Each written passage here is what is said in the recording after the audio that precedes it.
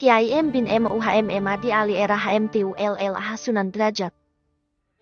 Seperti yang disebutkan sebelumnya, ada banyak nama lain Sunan Derajat.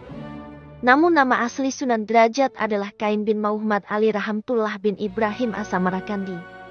Nama Sunan Derajat berasal dari bahasa Arab derajat yang berarti kualitas tingkatan. Nama Sunan Derajat diberikan kepadanya karena ia tinggal di tempat yang tinggi atau lambang dari ilmu yang dikuasainya. Sunan Derajat adalah salah satu wali Songo yang berasal dari Gresik dan telah menyebarkan ajaran Islam di Pulau Jawa. Sosok Sunan Derajat dikenal juga dengan berbagai nama lain seperti Raden Syarifuddin, Masaik Munat, Pangeran Kadrajat, dan Maulana Hasyim. Kemudian pada tahun 1484, Sunan Derajat juga diberi sebuah gelar oleh Raden Patah dari Demak yaitu Sunan Mayang Madu sekaligus memberinya tanah perdikan. Sebelum menyebarkan agama Islam, Sunan Derajat sudah dikenal sebagai sosok yang kerap membantu masyarakat agar dapat hidup dalam kemakmuran.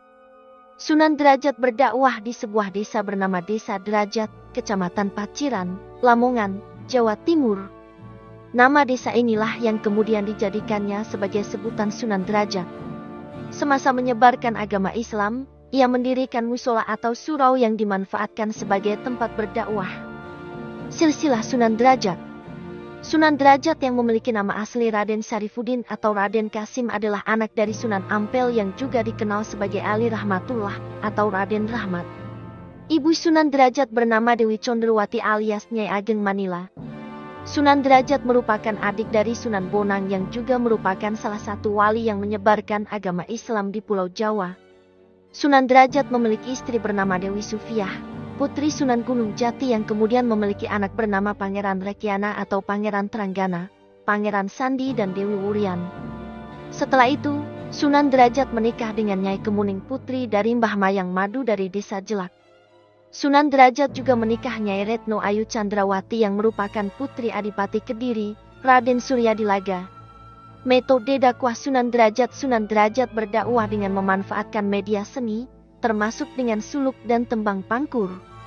Selain itu ada pula ajaran catur piwulang yang isinya ajakan untuk berbuat baik kepada sesama. Prinsip ajaran Pepali Pitu Sunan Derajat. Pertama, membangun resep tiasing sasama membuat senang hati orang lain. Kedua, jroning suka kudu eling lan waspada dalam suasana gembira, hendaknya tetap ingat Tuhan dan selalu waspada. Ketiga, laksitaning subratatanyi pamarang pringga bayaning lampah dalam mencapai cita-cita luhur, jangan menghiraukan halangan dan rintangan. Keempat, me perhardaning pancadria senantiasa berjuang untuk menekan hawa nafsu duniawi. Kelima, heneng hening henung dalam diam akan dicapai keheningan, dalam hening akan dicapai jalan kebebasan mulia. Keenam, mulia guna panca waktu pencapaian kemuliaan lahir batin dicapai dengan menjalani sholat 5 waktu. Ketujuh, menehono teken marang wong kang wuto. Menehono mangan marang wong kang luwe. Menehono busana marang wong kang muda. Menehono pangyup marang wong kang kaudanan berilah tongkat kepada orang buta. Isi ajaran Sunan Derajat yang dikenal dengan nama catur piwulang, yaitu paring teken marang kang kalunyon lan wuto berikan tongkat kepada orang yang berjalan di jalan yang licin dan orang buta. Paring pangan marang kang kaliren berikan makan kepada orang yang kelaparan. Paring sandang marang kang kau dan berikan pakaian kepada orang yang telanjang. Paring payung marang kang kudanan berikan payung kepada orang yang kehujanan. Dalam berdakwah, Sunan Derajat sangat memperhatikan nasib para fakir miskin, yatim piatu dan orang-orang terlantar. Beliau juga menjadi sosok yang mengajak para bangsawan dan orang kaya untuk mengeluarkan infak, sedekah, dan zakat sesuai ajaran agama Islam. Sunan Derajat mendirikan sebuah pesantren bernama Dalem Duwur. Lahan untuk membangun pesantren diberikan oleh Kerajaan Demak untuk memudahkan Sunan Derajat dalam menyebarkan agama Islam di daerah tersebut. Berhubung hubungan beliau dengan Raden Patah yang merupakan Sultan Demak sangat baik, Sunan Derajat diberikan sebuah gelar bernama Sunan Mayang Madu. Gelar ini diberikan juga karena Sunan Derajat dianggap mampu menanggulangi angka kemiskinan yang terjadi di daerah tersebut dan membimbing masyarakat sehingga kehidupan mereka bisa menjadi lebih baik. Sunan Derajat berdakwah lewat jalur sosial. Nama asli Sunan Derajat adalah Qasim bin Muhammad Ali Rahmatullah bin Ibrahim As-Samarkandi. Dalam berdakwah, beliau selalu tertuju pada masalah sosial kemasyarakatan, misalnya dengan selalu menyarankan gotong royong dan saling membantu sesama. Beliau tidak pandang bulu ketika berdakwah. Karena pribadi dan akhlaknya yang baik, banyak orang yang kemudian tertarik mendalami agama Islam. Sunan Derajat dikenal oleh masyarakat Jawa sebagai pribadi yang sangat memperhatikan keadaan sosial masyarakat di lingkungannya. Beliau selalu memperhatikan nasib kaum fakir miskin dan mengusahakan kesejahteraan sosial bagi mereka. Sunan Derajat mengajarkan cara-cara bertanam, berdagang, serta keterampilan lainnya. Di antara lainnya, seperti membangun rumah, membuat alat untuk memikul barang dagangan, dan masih banyak lagi. Barulah setelah kehidupan kaum fakir miskin tersebut sudah mulai membaik, beliau mengajarkan ajaran Islam kepada mereka secara pelan-pelan.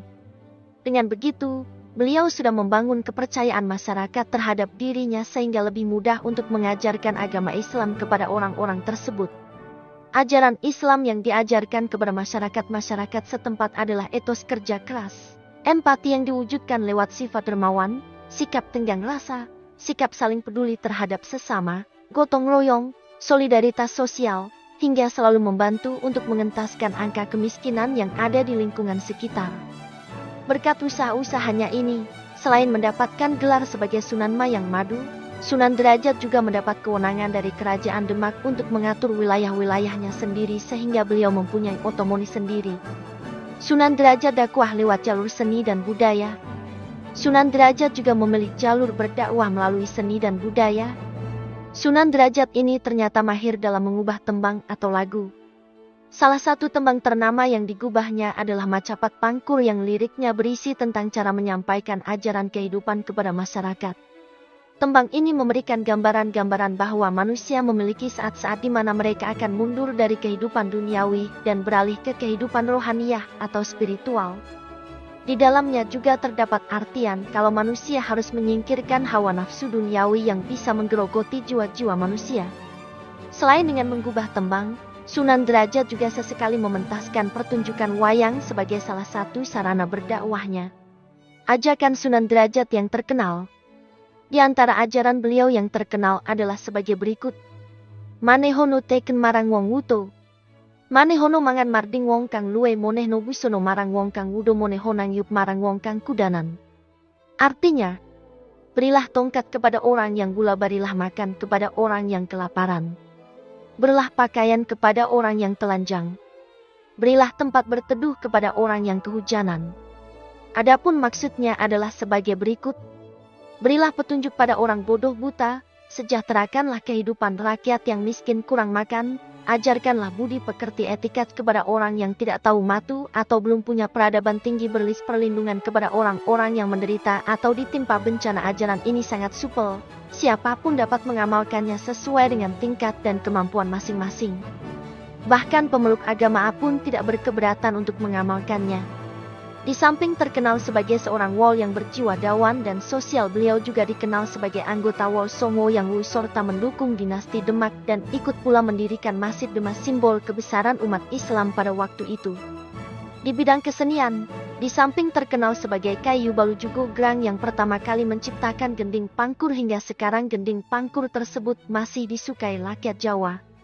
Sunan Derajat, demikian gelar Raden Qasim, diberikan kepada beliau karena beliau bertempat tinggal di sebuah bukit yang tinggi, seakan melambangkan ilmunya yang tinggi.